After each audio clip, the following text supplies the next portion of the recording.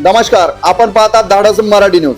आज दिनांक 13 फेब्रुवारी वार शुक्रवार दुपारी 1:30 वाजण्याच्या दरम्यान महाराष्ट्र राज्य विद्युत वितरण कंपनी मर्यादित उपविभाग उमरखेड यांच्या नावे असलेल्या मालमत्तेवर नगर परिषद प्रशासनाने सील करण्याची कारवाई केली आहे। नगर परिषद उमरखेडच्या मालमत्ता विभागानुसार वार्ड क्रमांक 18 मधील मालमत्ता क्रमांक 199 वर एकूण 5,43,548 रुपयाची मालमत्ता कर थकबाकी होती।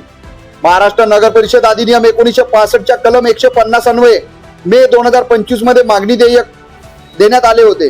त्यानंतरही कर भरणा न झाल्यामुळे दिनांक 4 फेब्रुवारी रोजी कलम 152, 153, 154 आणि 155 अंतर्गत पुन्हा नोटीस बजावण्यात आली। मात्र संबंधित विभागाकडून कर न भरल्याने अखेर मालमत्ता सील करण्यात आली।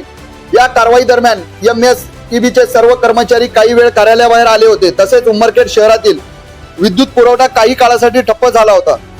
नंतर परिस्थिती सुरळीत करण्यात आली असून वीज पुरवठा पुन्हा पूर्ववत झाला आहे। या घटनेमुळे शहरात चर्चेला उधाण आले असून पुढील प्रशासकीय हालचालींकडे सर्वांचे लक्ष लागले। धाडस मराठी न्यूज उमरखेड।